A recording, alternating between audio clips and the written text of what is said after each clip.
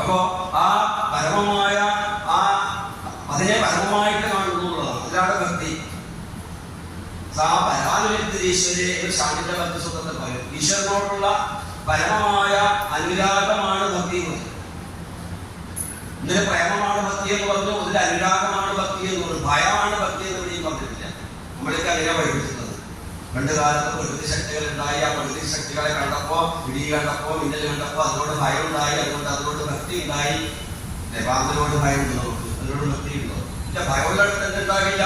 ഭയമുള്ളിടത്ത് ഒരിക്കലും ഭക്തി ഉണ്ടാകില്ല. ഭയമല്ല ഭക്തി, പ്രേമമാണ്, അനുരാഗമാണ് ഭക്തി. ഈശ്വരനോടുള്ള പ്രേമമാണ് ഭക്തി. അത് ലൗകിക സുഖങ്ങളുണ്ടാകുമ്പോൾ അതിനെ കാമം എന്ന് പറയും.